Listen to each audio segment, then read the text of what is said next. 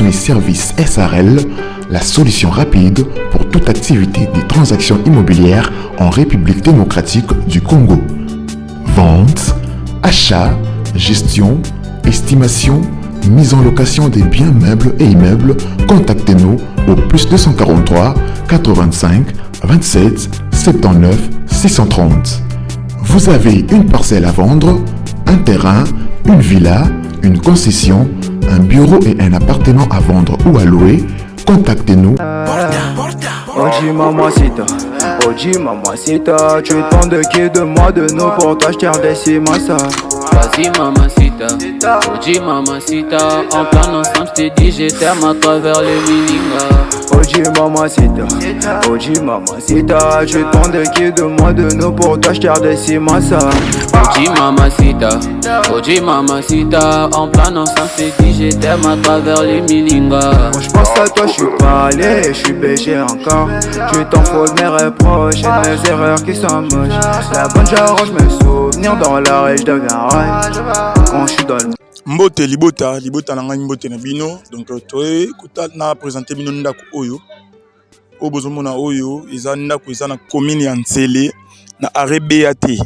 Donc sur l'équipe Bibwa arrêt oyo landara BAT accessibilité za kitoko. Ndako oyo batie yango na prix à $20,000 à discuter. Donc bomona nde ba tonga courant ezali. Eza ndako ya 2 chambres, salon, cuisine.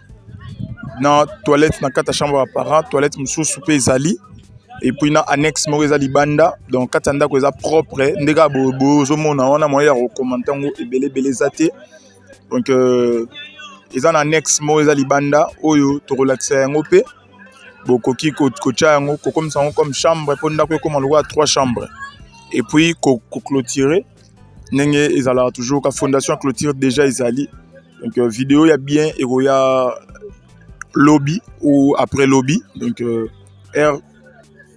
agent na biso ba okita sur terrain o eza yé moko propriétaire atindeli biso donc propriétaire yé moko za envie atiango $20,000 à discuter donc wana botali na kati kesko ti libanda tina ciment donc $20,000 à discuter le pango eza bien 2 chambres salon cuisine toilette na chambre à parents toilette moko sur ezali donc eza quoi 2 salles de bain et puis annexe mort libanda autori ko comme ça on peut chambre pour ndako koma 3 donc chambre oyo ego sala ke ndako koma 3 chambres ya minene donc awa so to sombi on a pris au baché to mekika ko modifier ndé to mesana mo clôture marambe vandi kitoko donc le pont est ma bien le pont est na dimension mora bien on est soit vous intéressé en attendant vidéo je crois que vidéo ko ya de lobby donc en attendant vidéo comme lobby vidéo original bisumo to sala yango donc et ça bien mais pour l'instant on est intéressé à bengi biso le temps que lobby biso monto to komana to solana na yé mon propriétaire parce que il nous a rassuré et assuré que tous les documents sont en ordre atindeli biso pe na ba photo il y a ba documents donc courant ezali bonne chance à tout le monde merci beaucoup bye.